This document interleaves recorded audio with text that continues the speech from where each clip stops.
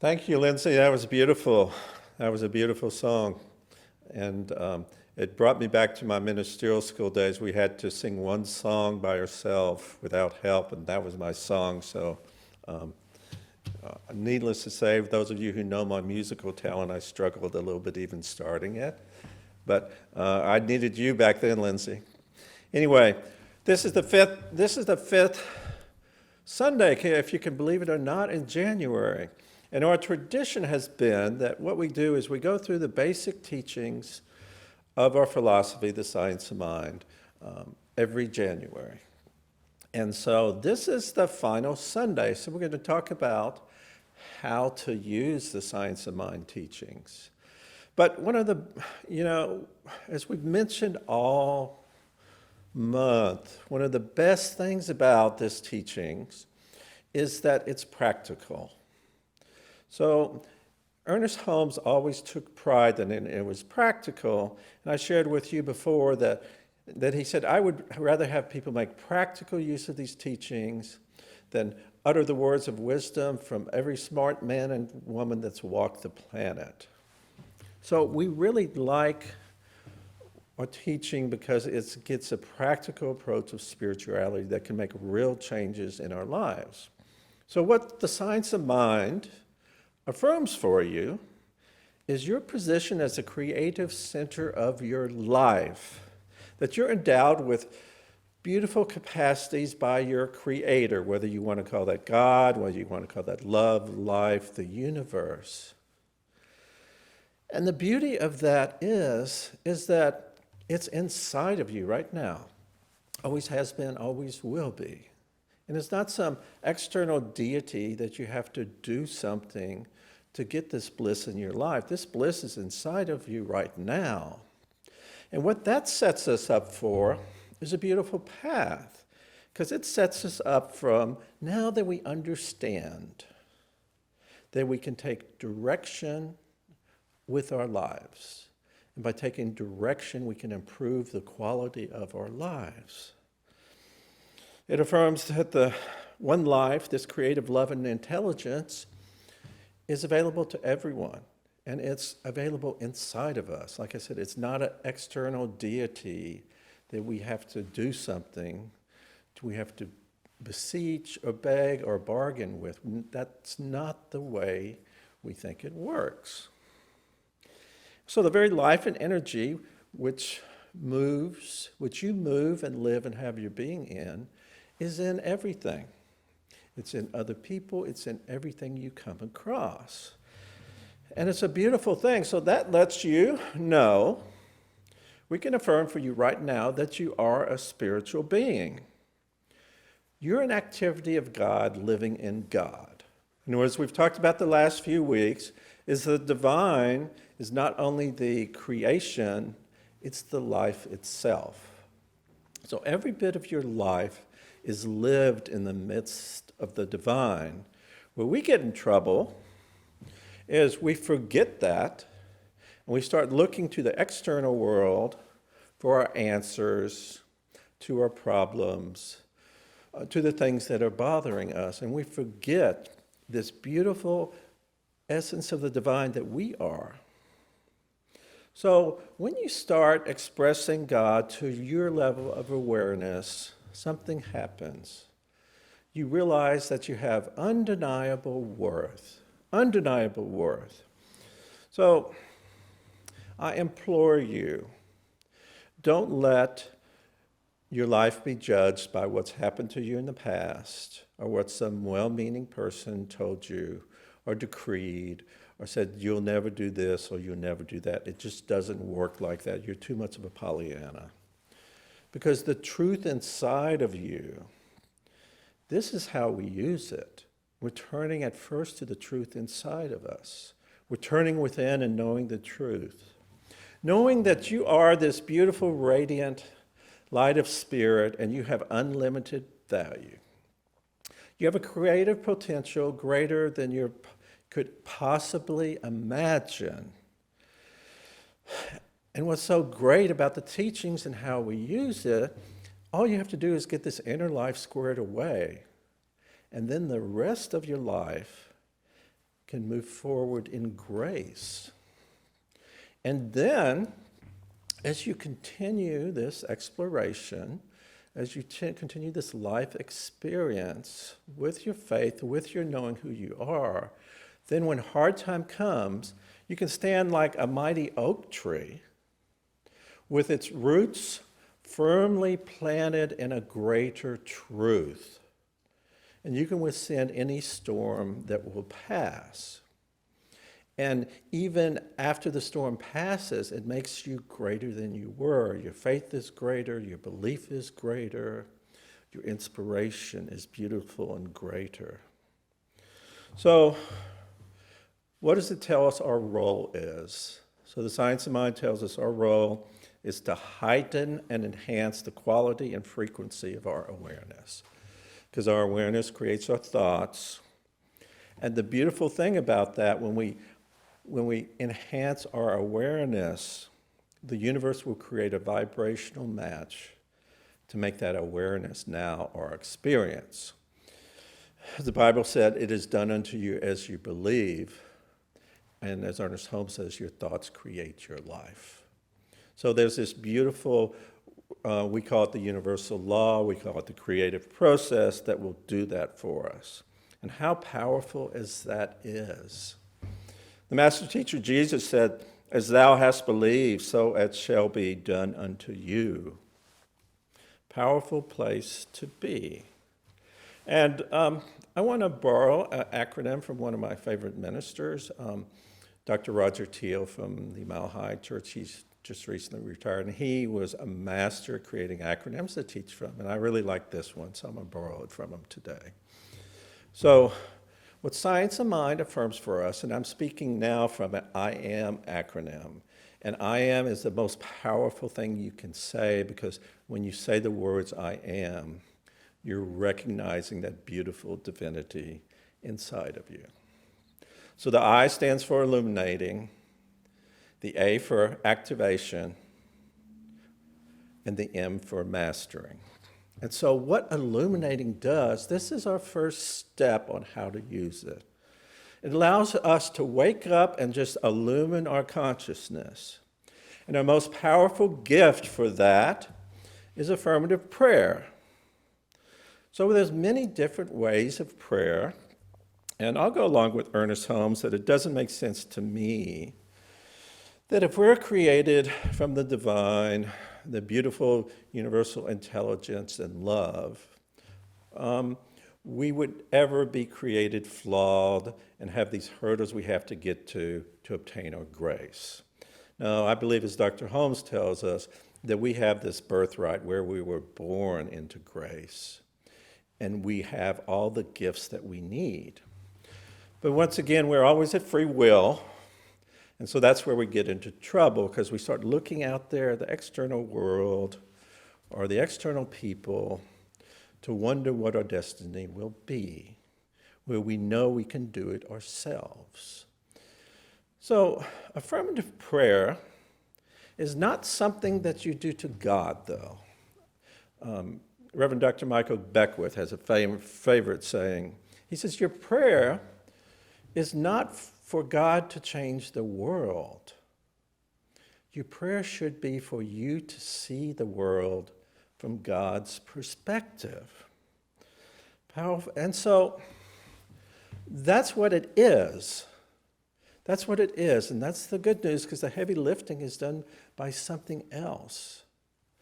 So affirmative prayer is what we do ourselves within ourselves. Nothing external. We're not fixing the world. We're not fixing a situation. We're doing to ourselves within ourselves. And John, can you give me that Ernest Holmes slide? And so Ernest Holmes, founder of the Science of Mind, tells us, affirmative prayer is not what one does to an environment or not what one does to a situation. It is always what one does to oneself. It opens up the avenues of thought, expands the consciousness, and lets reality through. It clarifies the mentality and removes the obstructions of thought and lets in the light. Lets in the light. And when we're clear about that, we can now fully embrace our prayer. So that which within us starts to resonate with us, reminds us of our divinity. It reminds us from this high and holy thing that we came from and that we are. It brings me back to a story I heard from Dr. Wayne Dyer tell. He was in a meeting and Mother Teresa walked into the room. And in that instant, any sniffles, any coughs, anything else that was going on wrong with people just quit like that. So maybe that was one of those times when Mother Teresa recognized her divinity, brought it with her, and just let it expand in front of her and assist everyone else. So within us, amidst all the voices that we don't have what it takes or we're not powerful enough, is a prayer that can activate that sense of spirit, which is within us. So once again, we pray to know the truth of the divine within us. Not pray for some, or beseech or bargain with, as I said before, to some external deity, that we have some challenge to get our grace, because it's been given to us already. So we must know the love and the life of the divine is in us at all times. Jesus helped us with this. He says, "It is the Father's good pleasure to give you the kingdom." And I think possibly in the day there was a lot of fear going on, and people were fearful, and religion was a bit more fearful than it is now, at least some religions. And anyway, so I think he was helping him through that. We must realize that the infinite's desire for us is to be joyous and to grow and to prosper. Because, once again, the divine did not create flawed individuals. It did not do that. Because it has to create what it is, which is pure love and pure intelligence. That's all that it had to work with. And so the entity that we became, the spiritual being that we became, was imbued with these wonderful qualities. So really, it's, to paraphrase the Bible, it's the Father's good pleasure to give you the Spirit and give you all the aspects of that life that you want to choose to embrace. And you don't have to explain to Spirit what it is you need. In the Bible, it says your Father knows what you are in need of before you ask. So the divine mind knows what your situation is. You don't have to explain the woe you're going through or how bad it is or how cruel someone to you. The divine knows that. But get yourself in the right frame of mind before you do your affirmative prayer. So when you pray, forgive anyone else in your life you need to forgive. Because if you're carrying that inner upset and anger with you, that could be the strongest prayer that comes out of that prayer session that you're doing for yourself. There'll be limitation, there'll be separated, and there'll probably be heartache in that. And Jesus also tells us to pray from within. He says, when you pray, go into your closet and pray to your Father in secret, and you will be rewarded openly. And I think back then there was a lot of public prayer going on and everything like that. So once again, it's not praying to an external deity, an external temple, an external minister. It's accessing that divinity that's within us. And you have to pray expectantly. He says, when you pray, believe that you shall receive and you will receive. So it's not about beseeching or begging or bargaining again. And so let me just cover very briefly how our affirmative prayer works. I'm going to use the approach that the teens use, and there are ways to remember the 5 steps of our affirmative prayer treatment is, are you ready to receive? The first one is R. It's recognition. It's realizing that, as Ernest Holmes says, there's a powerful good in the universe and we can use it. That God is all there is, that Spirit is imbued in everywhere, and freely sharing love and intelligence. And the second one is you. We're unifying with that presence. We're bringing it home. We're really knowing with our heart and our emotion and our thinking that we are this aspect of the divine. We are this beautiful, wonderful spiritual being that has its roots in the divine, in the infinite. The third one is ready in the teens vernacular, which means realization. Now that we're at the point where we know that we have power, we know we are from the divine, we can speak our mind on what it is we choose to focus on in our life, engage our heart, engage our emotions, and know that that is ours. And then when we do that, when we're through with that, we go to the Thanksgiving step, where we just give thanks that we do live this beautiful, wonderful spiritual life. And the final step is we release it. And the final step is like if you planted a seed in the soil and kept picking it up and looking at it and picking it up and looking at it and doubting whether it would grow, you would probably self-sabotage yourself about that. So we illumine our consciousness and really recognize who we truly are. But then we have to activate. Then we have to do something. Ernest Holmes told us we call affirmative prayer spiritual mind treatment. He would say, treat and move your feet. We have to do it in a calm, not a frantic way. But we have to act as if we just believe that prayer that we just said, don't we? And my favorite quote from Ernest Holmes is this: we have to have our consciousness in the right place. He says, you do not get what you want. You become who you are. And we see and feel that grace of God. And so from the illuminating, we have to take action, and then we have to step into mastery. And what mastery I'm defining today is taking your life experience and living it from a heartfelt perspective, living it from a perspective of love, and emanating love everywhere that you go. And let this be guiding your every thought, your every action. And if you do that, you will be amazed at the way your life is starting to go. Because it's a powerful place for us to be.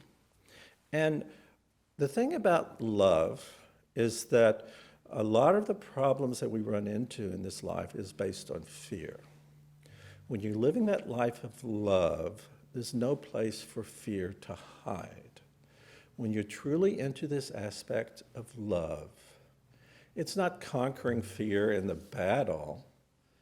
It's just saying that this is who I am.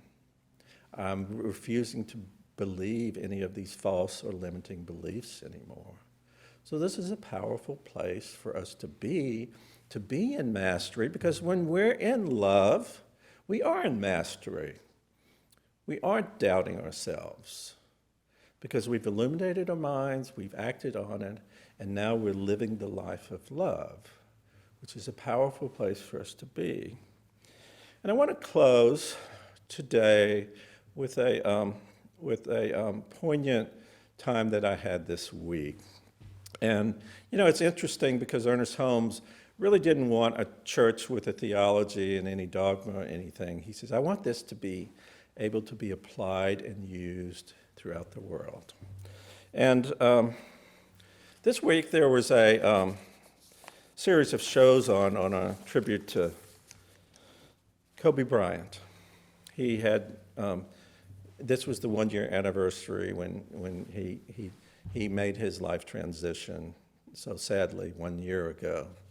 And it was really interesting because the more I heard them tell about Kobe, the more I heard that he was using what I've been talking about today. I doubt he ever even came near a Centers for Spiritual Living church, but he had this belief in himself. When he was a youngster, he always wanted to be a Laker. He always wanted to be a Laker. He had Magic Johnson on his wall, and he just knew that he would play professional basketball, and he would play professional basketball for the Lakers. But he had to have faith and a lot of confidence in himself. And believe me, for a person that's 17 years old, having the courage to be drafted directly into the NBA, that's a powerful thing. And then the story continues. So remember what he had in his mind. He was going to be a Laker. So he got drafted by another team, I think, in the first round, the 12th or 13th draft pick in all of basketball that year. And what did they do? They immediately traded him to the Lakers. And he spent his 20-year career all with the Lakers. And those of you who watch basketball know that it's not so often that an athlete gets to stay in one place for his entire career.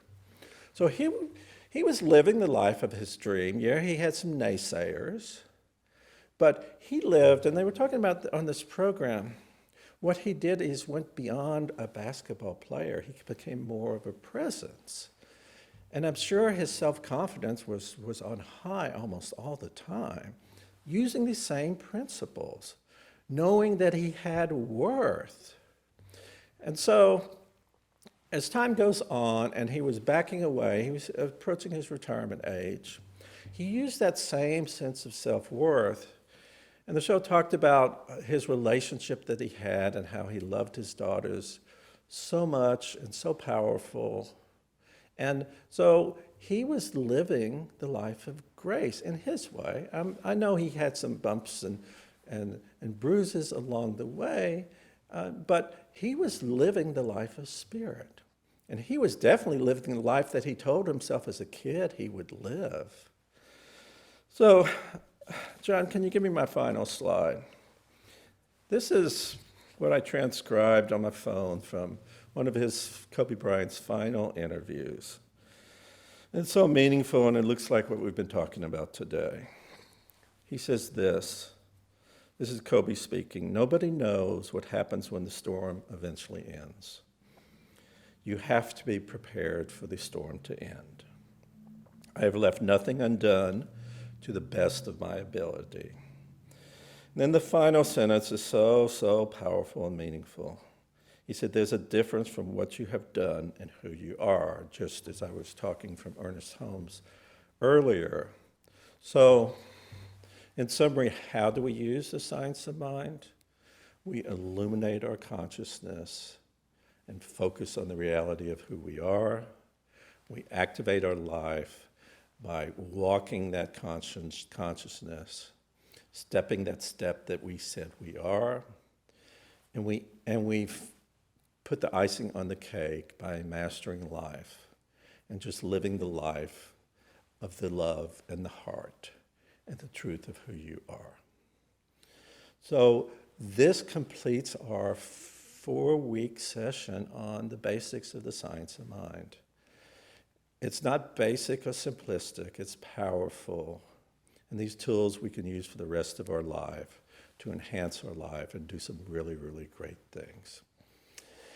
Thank you so much. God bless you. I love you.